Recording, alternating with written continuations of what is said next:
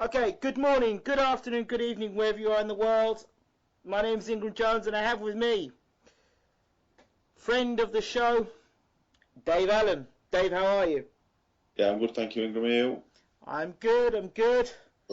It's a week away from fight night. I have also in the room with me tonight Ben Blackwell, Andy Wilkinson, and Cameron Gillen. Cameron, how are we doing? Yeah, all good, Ingram. Thanks for having me on. Andy? Yeah, thanks for having me on, Ingram. Great to talk to Dave Allen as well. Ben?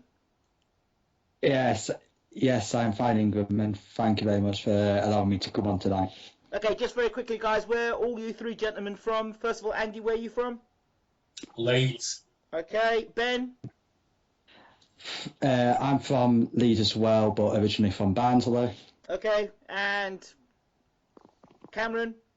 South Coast. I'm on near Bournemouth area. Okay, and of course we've got Dave Allen, who's from? Doncaster. Great, fantastic. So, Dave, you're the man in the room at the moment. You're going to be fighting on Sky next week, Saturday, against Richard Towers. How you feeling? Yeah, I feel great. It's like you say, it's only a week away now, but starting to get a real buzz about it, and people are intrigued by the fight, and it kind of feels to me like it's one step away from getting myself involved in a thriving British heavyweight division. So I'm really excited about it. Yeah, it's no secret that you went out recently to train with is it Nordic Nightmare? They call him? Yeah, Nordic Nightmare. Yeah. Robert Helenius. Was it a nightmare for you when you were sparring Helenius? No, it was great. It was great facilities. It was in the Finnish Olympic Training Centre. Everything was, the food. I didn't like the food, but that was probably meant it was a good thing. It was everything was catered for, and the sparring was great. I sparred with Robert, and I also sparred with 14-year-old Bogdan Dinu, and the only Icelandic professional fighter, Gunnar Christiansen. He's 4-0, and I got good rounds in with them as well. So it was a very good week. You've sparred with some of the top fighters around the world. What was it like sparring with Robert Helenius? Yeah, I've been asked that, and I would only place him behind Tyson Fury as the best heavyweight in the world. And I think what people have seen of him in the Chisora fight, went into that fight injured, and he was telling me about that. And then when I got in the ring, I believe that because I think Tyson Fury aside, out of who I have sparred, he would be the best, better than Joshua. I didn't do that many rounds with Klitschko, but I'd placed him above Klitschko. And above all the rest, I was very impressed with him. Helenius' punch power. I remember when Helenius was dusting everybody off and knocking everybody out on the way up, and people were saying he was going to be the heir to the Klitschko's. He was the next in line for Klitschko, and suddenly all that sort of buzz sort of stopped. I know he had the injury, he was out and inactive, and contractual issues, and people didn't know if he was coming back or not. I mean, where is he now? Because he's come back. He hasn't actually,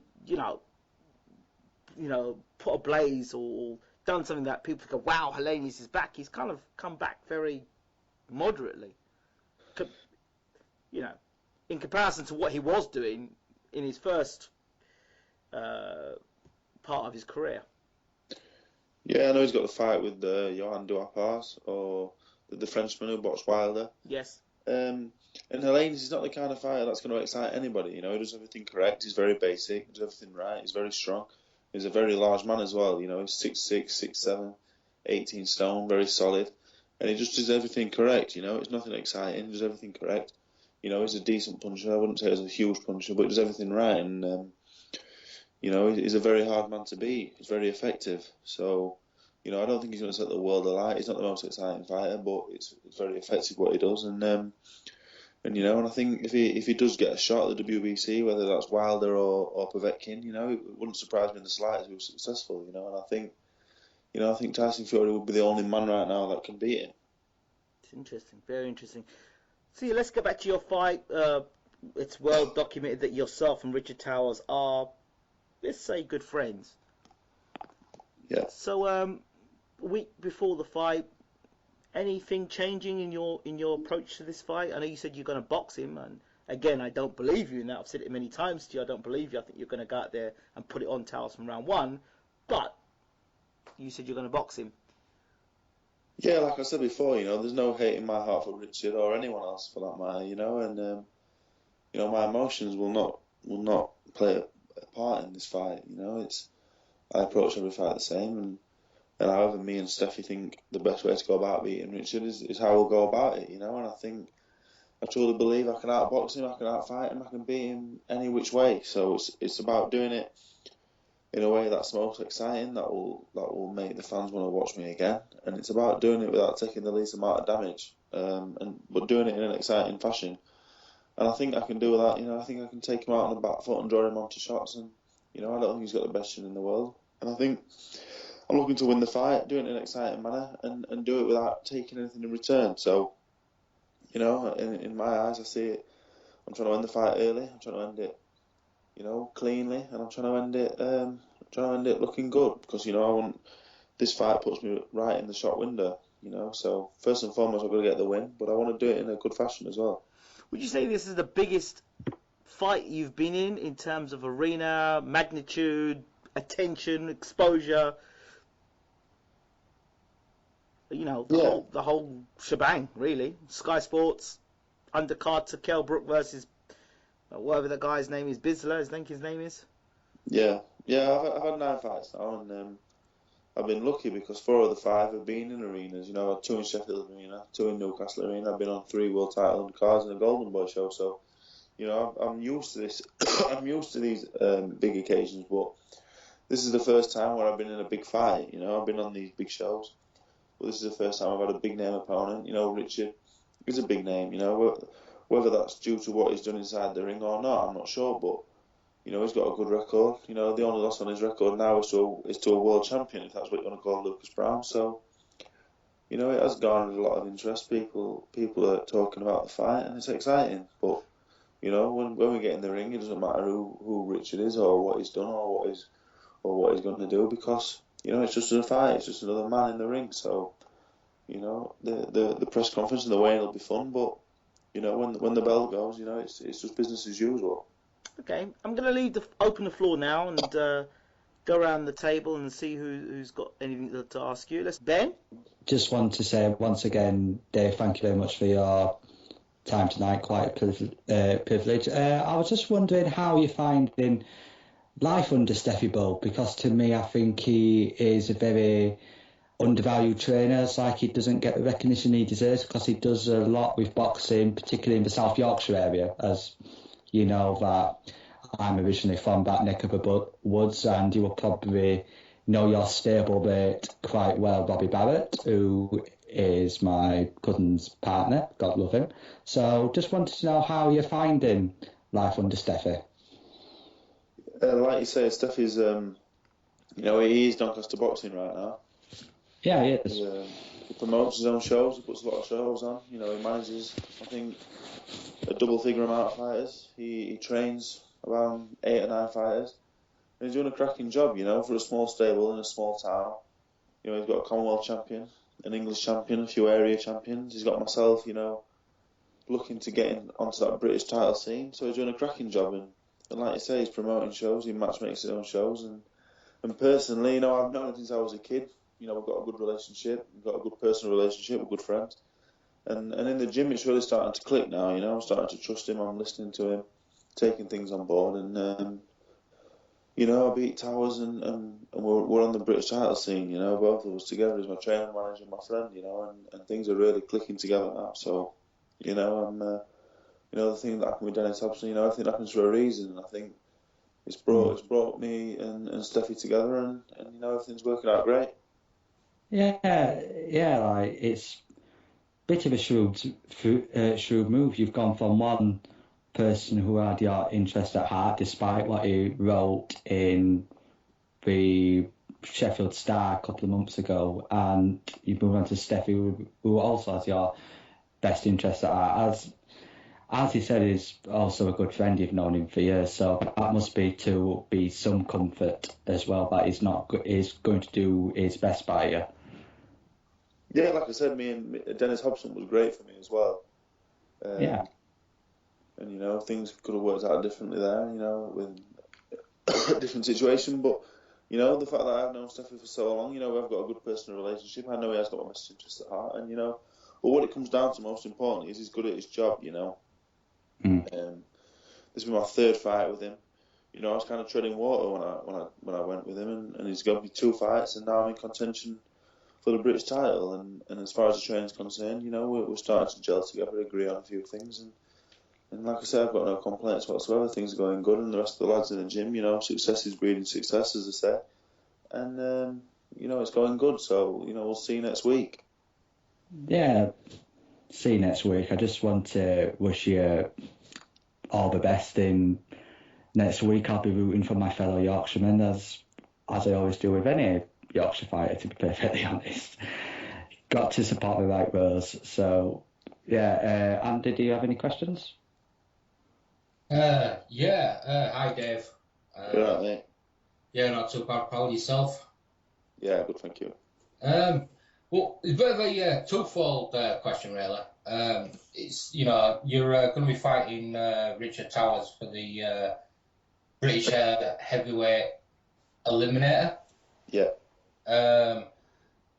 If you do, you know, win the fight, I actually believe you will. And Joshua's going to be fighting Martin. So the question is who wins the Joshua versus Martin fight, in your opinion? And if Joshua does lose, you're obviously going to be fighting him for the British heavyweight title. Your thoughts, really? Yeah, I think the Joshua Martin fight, I don't think it's as clear cut as the bookies and a lot of people are thinking that it will be. I think he's got his work cut out with a big heavy-handed southpaw. You know, I said before, I don't think it's a world title fight. You know, it's only a world title fight on paper. You know, the two. Completely agree. Joshua's not really ready to be a world champion right now. You know, and you know, as good as he is as an athletic specimen, you know, he's not the complete fighter yet. So, you know, I hope he does win. You know, I do like Anthony. You know, he's a good man, and he's going to be a cracking fighter. You know, but I just hope he's not been rushed. Yeah, you've sparred him quite a lot, haven't you? Yeah, I've sparred him a lot over the years, and you know, he's a good fighter. You can't really knock him and say that he's not, because you know, whatever you want to say about his Olympic gold medal, you know, whether people think he earned it or not, you know, he won it, and throughout his career so far, apart from the one little hiccup with the Dillian White fight, you know, he's not put a foot wrong. But I think the Martin fight's a difficult fight, but you know, I hope he comes through it. And if he doesn't, you know, the Joshua fight for the Lonsdale belt, you know, that's the dream. That right there, that'd be great. You know, even coming off a loss, you know, Joshua's the man right now, and even a loss to Martin, you know, the British title fight with Joshua would be massive. But you know, I do think he can show the Martin fight. Yeah, huge. I think he can show the Martin fight though.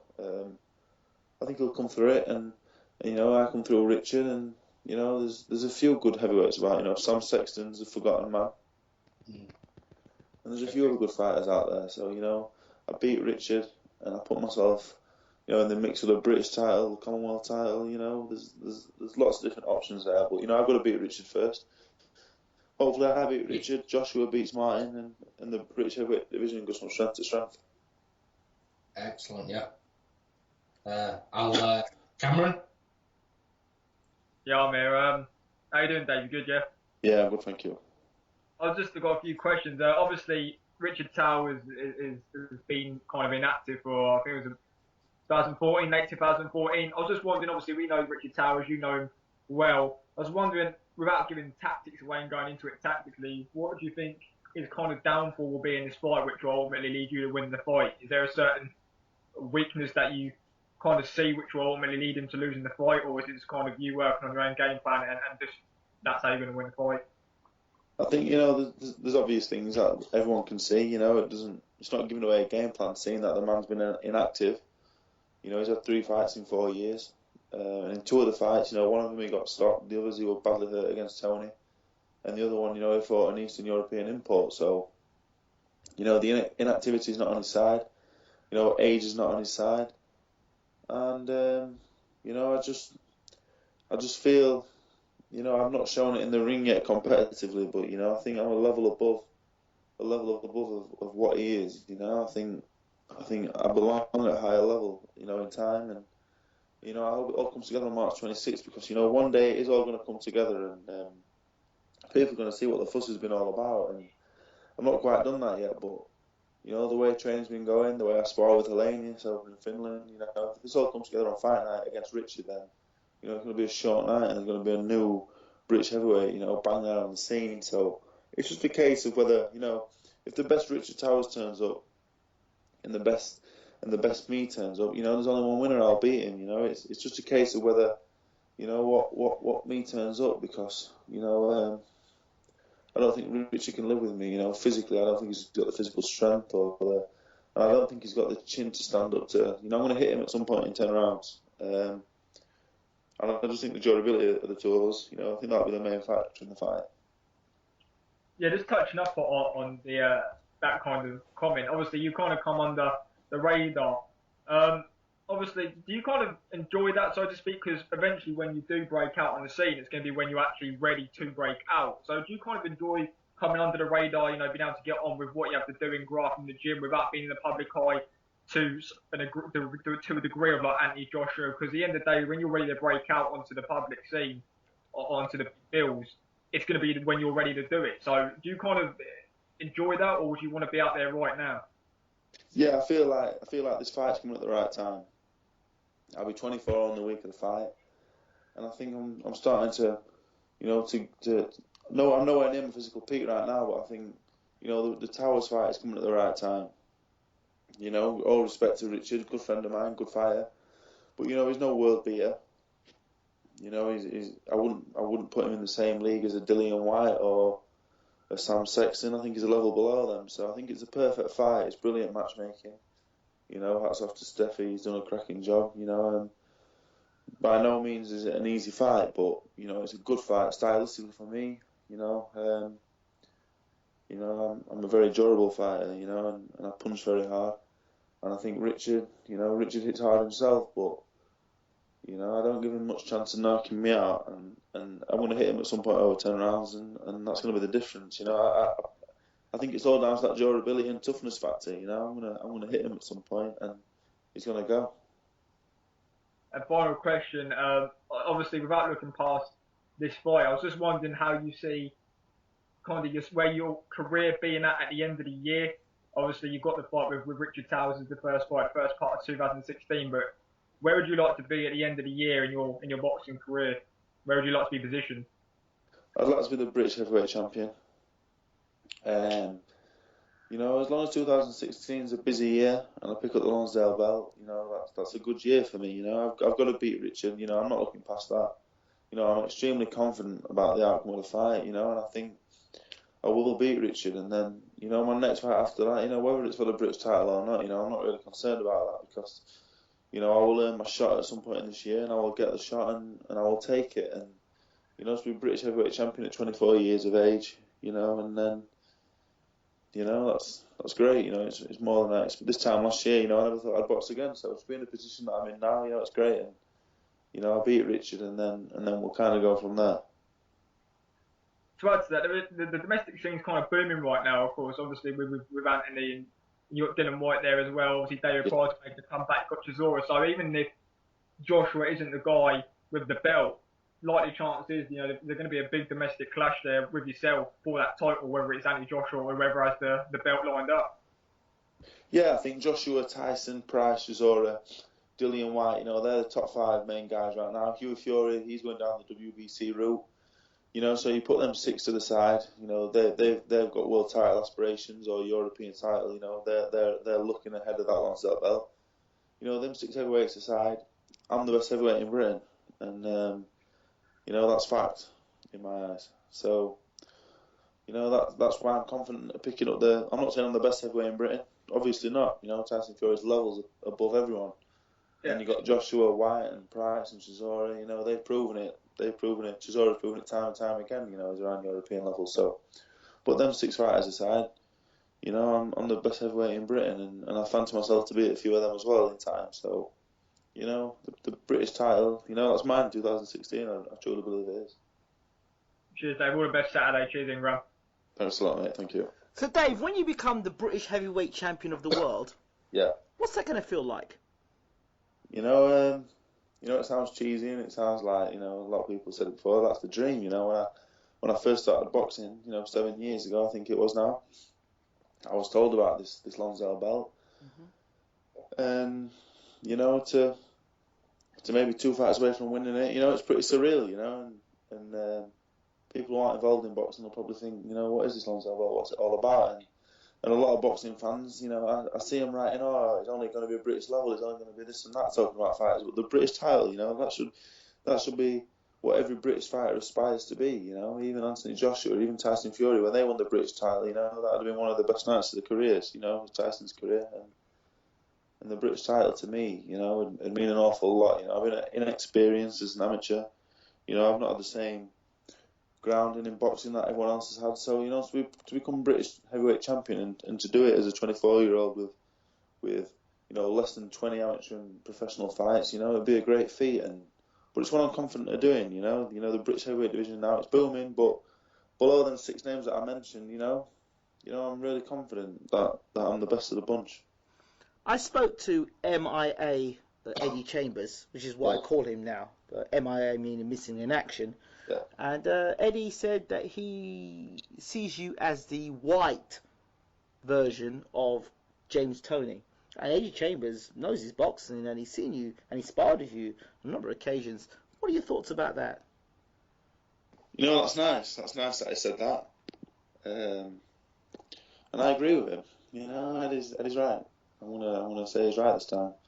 You know, a lot of them skills I've learned off Eddie. You know, Eddie was very good for me when I was over here, and it's nice to hear a fighter of his capabilities, you know, saying stuff like that. You know, James Toney was a great fighter, and you know, I have kind of tried to copy him a little bit. You know, poor man's James Toney, been said in the past, but you know, that's nice of him to say that. You know, and that gives me a little bit of extra confidence. But you know, I'm not trying to be a poor man's James Toney anymore. You know, my mindset's changed now.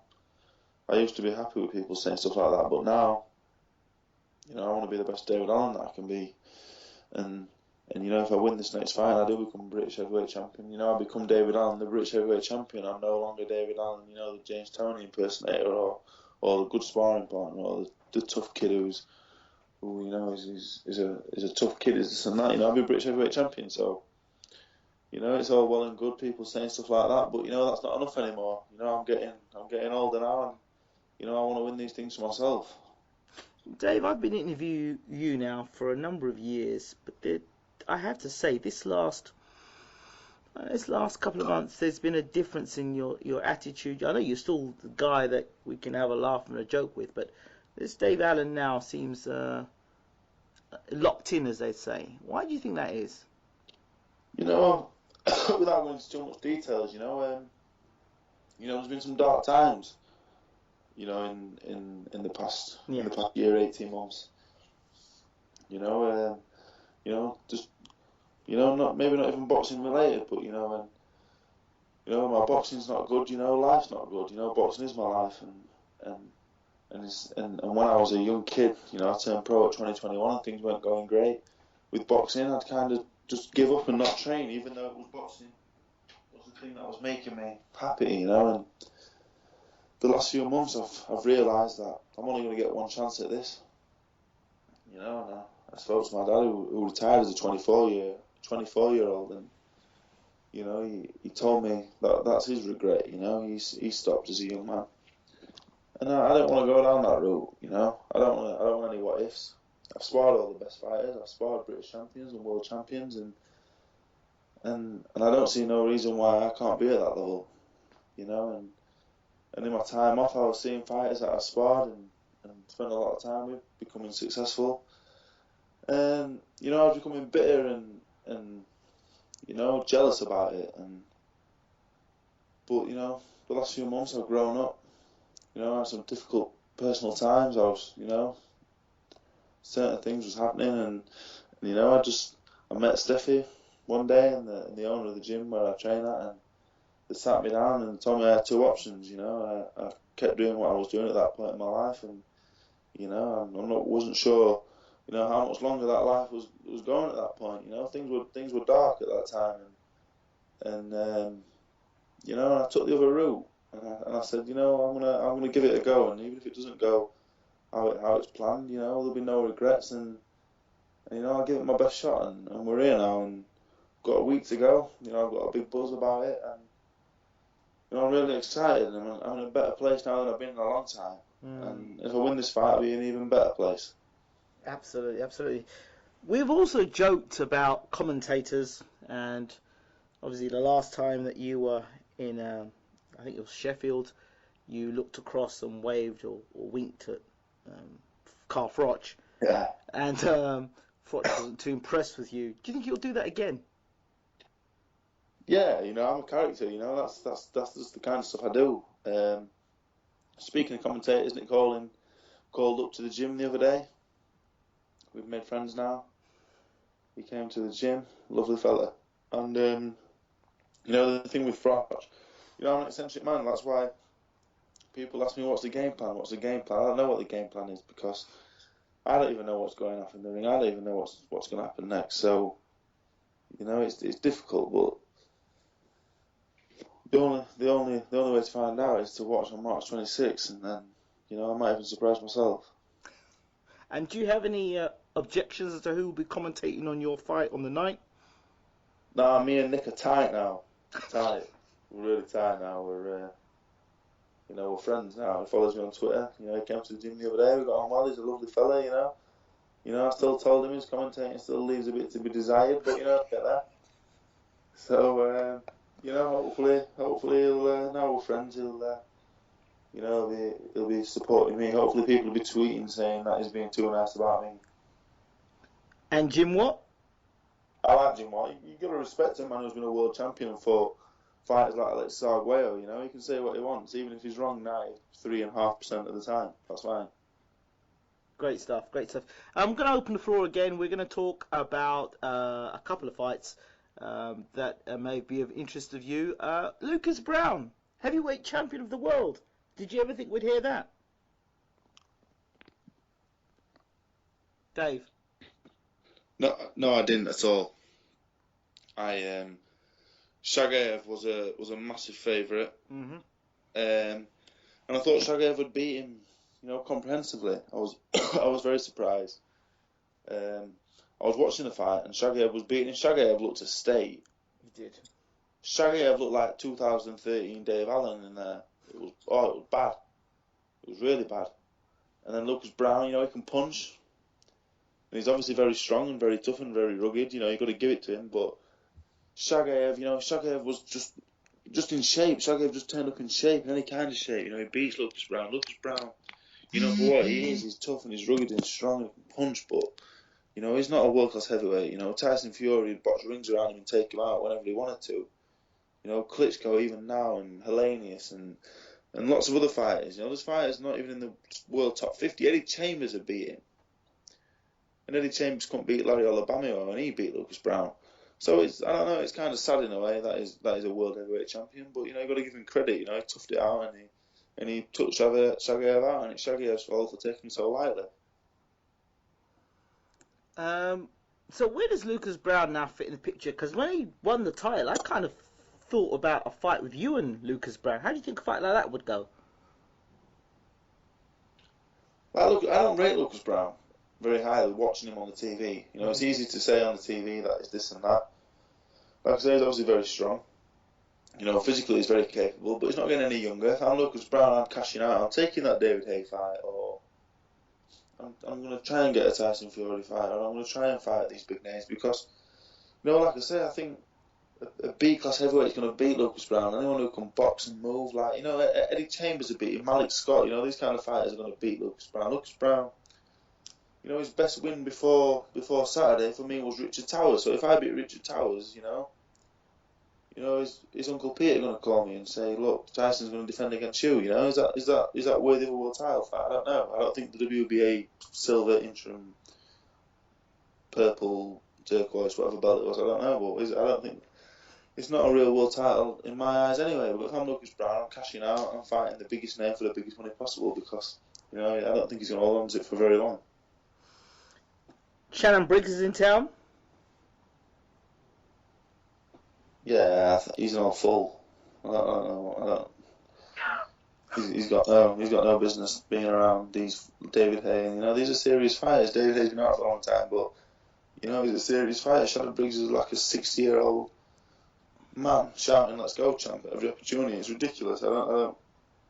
You know, he's going to talk his way into a big fight. He's going to take his money. He's going to get beat, and he's going to go out. You know, it's pointless. You know, So if he came knocking at your door at your gym, "Let's go, champ," what would you say? I'll be wondering what he's doing in Mexborough for a start. You know, I'll be like, "What are you doing in Mexborough, Shannon?" You know, it'd be cool to meet him. I'd probably ask for a picture, and then I'd be like, "Shannon, get yourself gone. This is ridiculous. You're embarrassing yourself. You know, you must be struggling for money or something. I don't know, but I don't know. I hope he gets the Haye fight because Haye will take him out and then he can go away. I don't know. I find the whole thing kind of ridiculous. You don't think the Haye fight will be interesting for the first couple of rounds? Yeah, but like, I don't want to see Shannon Briggs at 46. You know, Shannon Briggs only was a 2-round fight when he was 26. So, you know, he's 46 now. You know, the whole appeal of Shannon Briggs was like a pineapple. You know, the whole hair thing. I kind of liked all that. You know, I was a fan, but you know, Shannon Briggs with a skinhead. You know, it doesn't really have any appeal for me. So I'm kind of bored of the whole "Let's go, champ" thing now. Maybe you can make your first defence of the British Heavyweight Championship of the world against Shannon Briggs. I won't fight Shannon. Thinking of Shannon Briggs, like you say, Shannon Briggs is a dangerous fighter, but like, you know, he needs to go back to America and just chill out. That'd be my advice. Just go and chill out somewhere. Stop shouting things ridiculously in public. Okay, guys, any thoughts? I mean, the thing is with Shannon, you know, he's kind of in I mean, obviously, whether how you think it is or not, he says he's in the best shape of his career. He says he's, you know, in the peak of his career. Realistically, Dave, do you think, like, you know, one of these guys, whether it's Haye, I mean, obviously Briggs is over here for a reason. I believe that the Haye fight is actually in play with Briggs. I think that fight is happening because of the fact that Briggs has got, I think, like ranked number 4 with the WBA.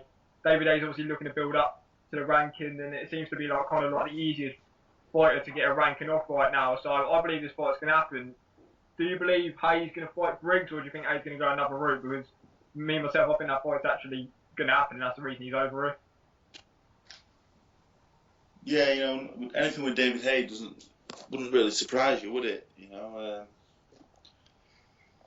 I kind of hope it does happen in one way. You know, get rid of Shannon Briggs or David Haye for good either way. Otherwise, you get rid of him for good. So, you know, it's a win-win situation, really. You know, a double knockout would be nice, but I don't know. I think even discussing Shannon Briggs at this stage of his career, you know, Vitaly Klitschko ended him 7 years ago, so I'm not sure why he's still relevant in today's division when the division's booming and we're talking about an ancient Shannon Briggs. I don't know, it's crazy. Yeah, I think it's for money reasons, but because you can't really see any other reason why, do you? Really? I mean, he's just come out of nowhere and looking for these big fights. He's not even. You can tell, in my opinion, you can tell when it's maybe a money problem when they're not actually even considering fighting a B, C level opposition. He's not even fought an E level opposition since coming back. He's just looking for that big fight. So to me, that kind of signals that it is about the money, in my opinion. Yeah, it's got to be about the money because, you know, the fighters is you're going after Klitschko, you're going after Haye. Haye's not even got a title. Haye's not got anything. Haye just brings money to the table. So, you know, I don't know. It's kind of, you know, it'd be so much better if he still had the big, massive dreadlocks, blonde dreadlocks, shouting "Let's go, champ." It'd be so much better. I've got a question for Dave off topic. Obviously, you were picking Frampton to beat Quigg, weren't you, Dave? Yeah. Fairly easily. I just wanted to know your thoughts on that actual fight and the performance from Scott Quigg and what you thought of the fight, how you assessed it. Yeah, watching it at the time, I thought, obviously in hindsight, with a broken jaw or whatever, obviously no one really picked up on that till it was brought up after the fight. But Quigg was by far the stronger man, I thought, in that sense. And after the fight, I had a feeling that Quigg should have won the fight. Yeah. And I'm a huge Frampton fan of that. I wanted him to win really badly, and I thought he would. But after the fight, I kind of had a feeling that Gallagher and Quigg kind of threw the fight away. Mm-hmm. Yeah. I thought Quigg was far stronger, and Frampton won the last round, and Frampton stood his ground, and Quigg didn't have the success that I expected him to have. But I thought if he'd have tried that earlier, maybe 2 or 3 rounds, stand off him, give him that respect. But you can't do that for 6 or 7 rounds. You're not gonna get a fighter like Carl Frampton out of there, with 4 or 5 rounds of pressure. You need 10, 11, 12 rounds of pressure. And, the tactics were mad, and Frampton hopefully will move up now. I think he's struggling at the weight. And Quigg, Quigg hopefully will fight Gavin McDonnell or something. That'd be good. It'd be good for Doncaster as well. Yeah, I kind of agree. Actually, I felt like I said that at the time. I said to Ingram, I said that if Quigg applied the pressure earlier on, because Frampton did look vulnerable around the 9th, 10th, 11th round, and obviously he could get through the fight due to the fact that he didn't have to work for 6 rounds. If Quigg put the pressure on a bit earlier, I reckon he would have stopped Carl late, in my opinion. That's what I was hoping was going to happen, but it never did. Yeah, I thought the tactics were all wrong, but like I say, there was worrying about Carl countering Quigg or something if they put pressure on too early. But a fighter like Quigg, he's had 30 fights, he's had world title fights. There's a way of putting on pressure without walking onto counters. He stood off him for 6 rounds. He didn't put any kind of pressure on him whatsoever.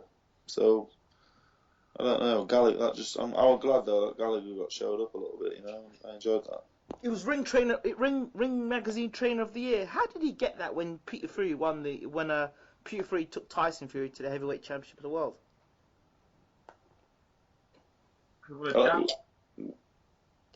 Dave? I don't know. Gallagher's got the best British fighters. Apart from a couple. You got Selby, Tyson, and a few others obviously trained elsewhere. But I feel like I could train Gallagher's stable of fighters and do a similar job. He's got the best fighters, so you can't knock him. He won that award because he's got the best fighters and they've been successful. Crolla world champion, Quigg world champion. The Smith brothers. Liam Smith world champion. So I can see why he got the award. But I don't know. It definitely got Quigg Frampton wrong. You can see a similar situation happening with potentially Shane McGuigan. Obviously, we've got Carl Groves and Haye. If Groves and Haye go on to win world title success, it wouldn't surprise me if McGuigan gets that award as well. McGuigan's putting some stable together there, isn't he? Yeah. Andy and Ben, do you have anything to say about this? Not particularly about this. I stayed completely off the Frampton Quigg fight now. Way too much hassle. But what's your thoughts on the Khan versus Canelo fight, Dave? I think Canelo's far too big. Khan, all these pictures coming out of him looking big and looking this and looking that. He's tall, but when it comes down to it, he turned pro. He was young. He turned pro as a lightweight. He's spent most of his career as a light welterweight. And Alvarez, maybe not the tallest, but he's built. He's a very strong light middleweight. And I think he's just going to hit too hard for Khan. He's going to hit way too hard. And I expect Khan to have a little bit of success for the first few rounds and get to count in the middle rounds, I think. Do you think it'll be a one shot or do you think it'll be a combination of punches? I think it'll be as soon as his glove touches Khan's head. Yeah. I think it'll be one shot, out cold. Just anywhere on the head area or neck. Yeah. Maybe a glancing blow off the shoulder or something like that. He'll be doing the chicken dance for sure at some point. See, and there's me. I was going to put more money on Khan, but now Dave said that, Dave seems to have good bets. So I'd wait, Andy. I'd wait for whatever you've been taking at ease off and wake up in the morning and have sleep on that decision. yeah, okay. Abel Sanchez says that he's with the minority and he believes Khan's got the tools to beat Canelo. And he says Canelo's going to come in at about 175 pound, so he's going to be he's slow as it is. He's going to be even slower on the night, and he's got the boxing ability to beat Canelo. That's where Sanchez is, but he mustn't get brave. If he had the chin, if he had an iron jaw, then I'd say yeah. Yeah, that's the problem with Khan. If he can't take a punch at 135, how's he going to take a punch at or Canelo, 180 in the ring? You know what I'm saying, so. Okay, Tommy Hearns didn't have the greatest of chins, but he went up to cruiserweight and won world titles. So, I don't know. You never know, but you know what I'm saying? I just don't think it's, I don't think Khan can stand up to that. The one thing is that he's got in his favour, as David Haye had when he moved up from cruiserweight to heavyweight, is that he'll see Canelo's punches a lot slower because he's used to seeing faster punches coming at him. So that might be a way of him not getting hit on the chin so cleanly. As I said to you before, Ingram, I think if somehow Khan can, carry up that speed, I think he causes Canelo a lot of problems myself. But remember, Danny Garcia and him are pretty similar in terms of their flat-footedness. And even Garcia was able to catch him with the left hook. And you see, Canelo could catch Khan while Khan's throwing his shots. He's got fast rounds in Garcia, Canelo. Canelo's got fast combinations. Yeah, and I know, but that's what I'm saying. But they're both flat-footed fighters. Would you not say that Canelo and Garcia are both flat-footed fighters? Well, I'm not going to sit here and say Canelo's any Pernell Whitaker, but of course, he hasn't got the greatest footwork. We saw that against, he's always struggled against, fighters like that. I mean, he struggled against, he got beat bad by Floyd, Lara, Trout even gave him a lot of problems. So you never know. Okay. But I think for myself, it's just wishful thinking. What I will say is, it's on a Mexican holiday, it's a Mexican belt, and whether it goes to points or not, Khan will not be getting that decision. That's interesting. That's quite a good point. Yeah. I wanted to ask your opinion on one fight, Dave. It was the fight that's been announced, Barroso versus Crolla, and Paul Smith, your best mate, said that people are jumping on the bandwagon because Barroso's chinned Mitchell. Mitchell was a shell of himself, and that people need to stop jumping on the bandwagon of Barroso because they don't know much about him. What are your thoughts about that? I think Paul Smith should, I think he should be trying to hype Barroso up because, I've only seen Barroso in the Mitchell fight. I'm not going to lie and say I've watched lots of him. I've seen him in the Mitchell fight, and he looked good. He looked like he punched very hard, but Paul Smith might be right. That Kevin Mitchell has had some hard fights, and maybe that were one too many. But I've not seen much. That's the only fight I've seen of Barroso, and Crolla is steady. There's nothing really. He doesn't excite, but he does everything correct. He's very basic, but he's strong and he's tough, and he's put some good wins together. But he's been stopped by Derry Matthews. He's been in my eyes been beat by Gavin Rees twice. So I've met Barroso the favourite. He's still a little bit unknown, but I'm not a massive Crolla fan, so I've met Barroso the favourite. Any reason why you're not a big Crolla fan? Well, he beat John Murray for one. Made me a very poor man for a while, but maybe I just don't think he's that good. I don't think he's that good. He's obviously improving, but he's been stopped by Derry Matthews. I think Gavin Rees beat him twice. I don't think this Perez who he beat for the world title and drew with the first time, I don't think he's any great shakes. And terrible. So, I don't know. Flanagan beat him. Not being disrespectful, but he was probably the worst world champion I've ever seen in boxing. Well, for a while anyway, yeah. Well, okay, name me somebody worse than Darlis Perez. Lucas Brown. No way, come on. Who's that? He said Lucas Brown's the worst. No. Yeah. I don't know, actually. Darlis Perez is a lightweight and he still beat Lucas Brown. So that's how bad. I'm not putting that as the quote on this video. Oh no, this is going to the title of the video, Ingram. Oh, that's crazy. Dave Allen, Darlie Perez could beat Lucas Brown. Oh, stop it. I was going to put the white James Toney, but now I think I might use that as the title, Dave. What do you think? Can I have your permission to say that? I don't think that's good. It sounds like I'm hating on on him beating Richard. So I prefer the white James Toney thing. We'll have to have a vote in the room over this one afterwards. Is James Toney still fighting on the subject? He's after Shannon Briggs, I think. I think he's trying to fight. Oh, God. What? I'll tell you what, right? What they should do is stick Tony in with Roy again. No. They might as well. Let's be fair, they might as well at this stage. In that case, bring back Razor Ruddock for one more fight as well, then. They can't. It's like a big old Royal Rumble.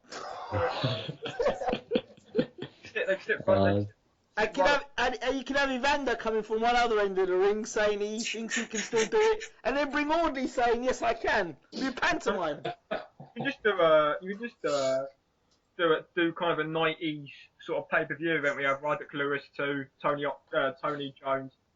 Trust me, it wouldn't surprise me if they actually do something like that sometime. It really wouldn't. Because Jones is fighting on some sort of pay-per-view card against some guy from MMA, and with a few other things going on. So is he? Yeah, I don't know if you've seen that, Dave, have you? Oh dear. Jones is fighting some MMA fighter in a boxing ring. He'll probably end up getting chinned in that as well. Oh. Oh dear. Tragic. It is tragic, really, isn't it? Isn't it? Oh, not good. Dave, is there anything else that you're seeing at the moment in boxing that's either making you happy or making you very sad? I don't know. There's a lot of good fighters out there right now. There's this. The WBC have just said that they will ban any professional boxer going to fight in the Olympics, which means Pacquiao and Fury better be careful. Would you go back and fight in the Olympics?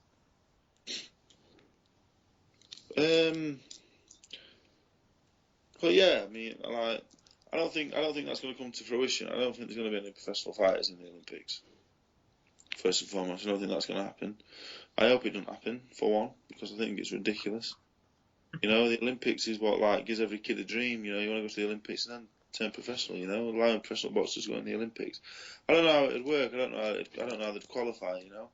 And I think a lot of these top professionals would get a shock fighting these top amateurs over 3-minute rounds. These top amateurs are as good as top professionals, especially over 3 minutes, especially over 3 rounds. I've got a question on the Olympics for you, Dave. Obviously, say for example, it does come to fruition, it happens. It's not even just the fact that these young kids are getting kind of pushed back a bit. I mean, how would you perceive it? Use an example. Say if Tyson Fury went back into the Olympics, got still being heavyweight champion of the world and got chinned by an 18-year-old kid. How would Tyson Fury be perceived after that? If you know what I'm saying, back in the professional rank.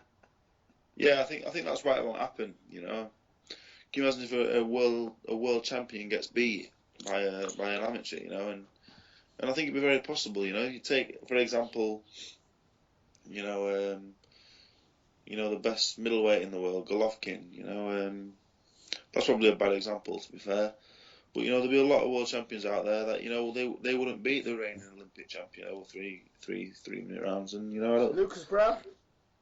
And I don't think that's Lucas Brown. Yeah, I don't think Lucas Brown. See, I knew you were going to use the name. Let's come eventually.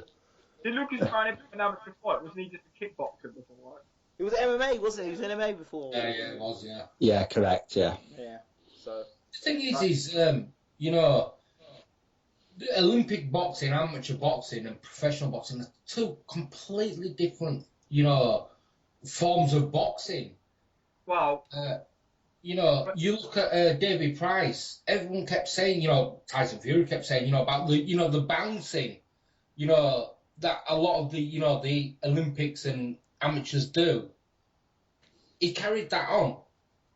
He has no style. The two forms of boxing don't work together at Having all. said that, Richie Woodhall used to bounce all the time when he boxed. He was like a kangaroo when he boxed. Yeah. He's terrible I- for it. Andy, I've got not argument against that, but so obviously they've changed the scoring for the amateurs has changed. They have. Yeah, so for example, if they didn't change the scoring, obviously it's been changed since 2012. If they didn't change it, it would have been even worse than I did for professionals in that scoring rather than the new one they've got in. Because the one now is more kind of it'd be more easier for the professionals to adapt to if it did happen rather than what they had before.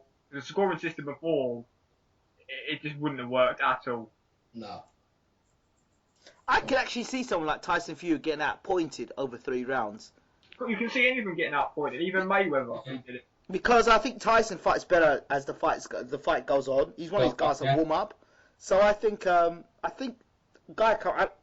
somebody coming out of tracks quite early could outpoint him quite quickly. I think, unless he was able to adapt and speed his game up. It's just not going to happen, is it? Let's be honest. It's just not going to happen. Well, Tyson's a man of his own world, so I mean, it's possible with him. Well, we are, yeah. I mean, none of us know exactly what let's be honest. Nobody expected him to come. How many boxers turn up dressed as Batman to a press conference? Yeah. Oh, there you go. That's See, the opportunity. Every chance that he may just turn up there one day and go, I'm fighting you all. Well, yeah, Dave, what's your thoughts on the fact that Tyson's saying that when Martin comes to the UK, he's going to help Martin, you'll give him tips to beat Joshua? What are your thoughts on that? I don't know. If I'm Tyson Fury, I want Joshua to win. That's Tyson's a big fight. It's a super fight. If I'm Tyson, I want Joshua to win. Then I'll fight Joshua. Tyson Fury, Joshua's a bigger fight than Tyson Fury, Charles Martin. So, I'm not a patriotic man myself. I don't believe in supporting, your own countrymen. But, I think Tyson and Joshua, that's probably the biggest fight that can be made right now. I'm not sure, maybe Joshua and Haye might be even bigger, because Haye, even though Tyson, for me, is the best fighter on the planet, I think Haye Joshua would be huge. But, Tyson, like you say, Tyson's his own man. Tyson does what he wants. So, nothing surprises me with him. Go ahead. I was just going to say, I think Joshua Fury is actually the biggest fight, that it would end up being the biggest fight we've actually seen in Britain. I think it'd be bigger than Fox Groves. I genuinely believe the way they set up. What about Joshua Wilder? Should Wilder get past Povetkin? What about Joshua Wilder? No. Wilder hasn't got the fan base. Do you know what? Wilder, I think Wilder beats Joshua, but I would like to see that fight. Interesting. I would like to see I'd that. like to see the fight, but if it comes down to, the big fights, which is, what we're talking about, I can't see Wilder actually generating any real interest in any fights at all. He can't even sell out his own hometown. But the thing is, we're all on the premise that Joshua beats Martin. If Joshua gets knocked out clean by Martin in a few rounds, his marketability goes right down. I think Martin wins it. I think Martin beats Joshua. I've said it myself, so especially go back and look at those amateur tapes of him fighting southpaws. He didn't look good against southpaws. He's the second guy at the Olympics that can't fight well against southpaws. David Price was the first, and he actually got beat by a southpaw in his pro career twice. Now you go look. Now this guy Joshua's fighting Charles Martin and Cameronelli and what's his name, Savon. Both guys at the Olympics that Joshua won. Both guys, you could say, beat him. Oh, so Savon beat him easily. This is my point. I think Joshua's no faster now. He's slower. It'll go down, but the Fury Joshua fight, it's so marketable. It's unbelievable. It's a huge selling fight. Whether Joshua wins or loses against Martin, it doesn't really matter. I don't think it really matters. You really think so? Yeah. I think, because the casual fans have bought into Joshua's, I'm a monster, all these muscles and all that malarkey, over this, fat gypsy. They believe that he's going to destroy him. But if you look at the model of David Price, when Price got chinned by Thompson in the first fight, his marketability dropped. Then the rematch, his marketability dropped even more. Well, if Martin chins Joshua, then I think there's going to want to be an immediate rematch if there's an immediate rematch in there. So if that's another 6 months taken out that. Tyson's not going to be hanging around for that. So Tyson's got Klitschko. And then if Wilder does somehow get past Povetkin, then Tyson will go for Wilder, surely. Well, yeah. What I'll say is, I think, it doesn't matter who you are, what fight you are. If you take a loss, regardless of what situation it is, your stock's going to drop. So if Joshua gets beat by Martin, but he's not going to be still selling not the that biggest fight in British heavyweight boxing. No, I'd say it's bigger than the Wilder fight. Well, right now, if Joshua beats Martin, Fury Joshua would end up being bigger than Fox grows. But then again, I don't know. Joshua Haye might be bigger. Like Dave said, it might be bigger than Joshua Fury. Yeah. You just don't know. Either one of them will be bigger. What about Chisora versus White? Interesting fight, but I really do like that fight. That'll bring in some numbers for sure. Yeah, definitely.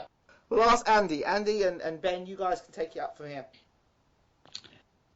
In that fight, I don't really see Chisora having a lot left, if I'm being brutally honest. I don't question his ability as such.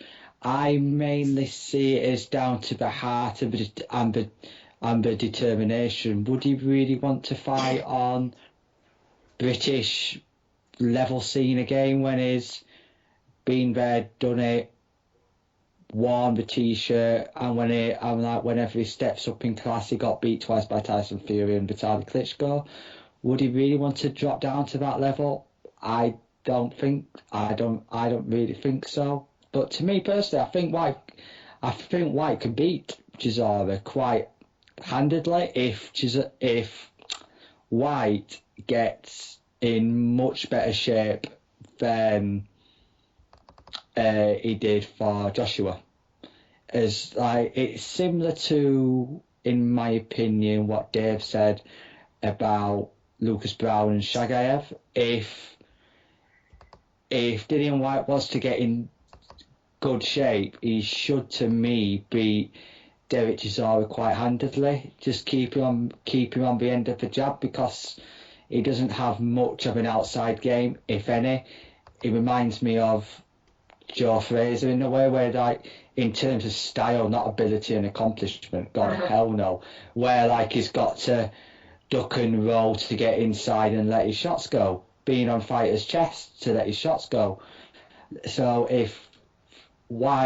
I hope he's learning under Jonathan Banks, learns the idea of keeping Chisora at the end of the jab. He should not have too many significant problems. But then again, how is the shoulder of Dillian White? Don't want to really bring injuries into it, but will there be confidence issues in letting go and his shots clean and full, just in case he gets a bad reaction or something like that?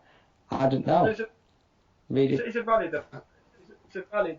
evaluation, that. And to be fair, the one thing you brought up, Jonathan Banks, I really don't think Dillian White will do anything whilst he's got Jonathan Banks as a trainer.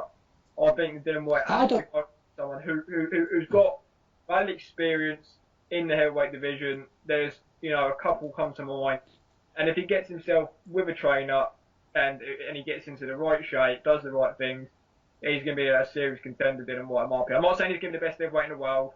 I'm just saying he's going to be a serious contender because he has got something there. He's going to be definitely, yeah. Good. If not, not a gatekeeper as such, but he's going to be a fringe level, top 10 all the time. I think he's White. You wouldn't want him as a voluntary defence, would you? You I think know, it's- on That's the exactly world what I'm saying. title, it's going to have to be Hits hard. mandatory. He hits hard. He's got some ability. but- Definitely, I think definitely has. he's technically potentially better than Chisora. No, definitely, I think he definitely. actually annihilates Chisora, if I'm honest.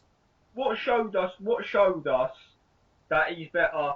What showed us that Joshua's levels above Dylan White in that fight? What did Joshua do that told us he was levels above Dylan White? Because let's be fair, not much. Because that was just an all-out. He didn't at all.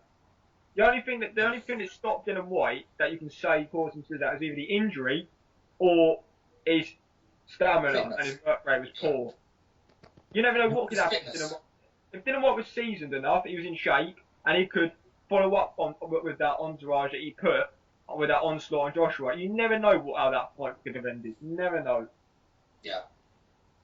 So Well, I'm in the camp of, I believe that if he'd have had the stamina, he would have beaten Joshua in the I think it was the second round. Well, when we watched the fight, I was talking to a relative who was watching the fight, and they thought that Dylan White would end up stopping Joshua late, and obviously that's banking on Dylan White being able to keep up the work rate for that long, and he couldn't do it. So that's really, in some people's minds, what stopped him actually getting him out of it. Yeah. I think he went in there with the whole intention of, I'm just going to smash your head off your shoulders. Well, that's obvious what happened. I think, if he was going to that fight injured, you'd think he'd want to get him out of there early, but the fact of the matter is, that's why people think Martin. I know people saying, I know Ingram, like we said, we've seen Joshua struggle with southpaws and the amateurs and stuff. Like, it's just the fact that that one short left hook that White landed on Joshua has got people being even more suspect about his chin than before he got tagged. And Martin can crack, he's a southpaw. We've not seen much about him, but being an unknown fighter is even more dangerous than knowing what someone can do. So, you just never know. Martin could chin Joshua, Joshua could chin Martin. But it's a massive risk. More of a risky fight than people are making out this fight. Yeah. Definitely. Joshua does obliterate Martin. Do we then seriously have to, take Joshua seriously? No. You've got to give him props for winning the belt, but he's got to have much more sterner test along the line. I don't like the way how Eddie Hearn's been speaking about how he would be having the Huey Furies and whoever as voluntary defenders. That is not me knocking Huey Fury. Okay, we've run out of time now. I'd like to say thank you to our guest, Dave Allen, Ben Blackwell, Cameron Gillen, and Andy Wilkinson. We hope you've enjoyed the show. Don't forget to rate, subscribe, and leave your comments. This has been Bayloric TV Boxing Channel, and we're out. Thanks for listening.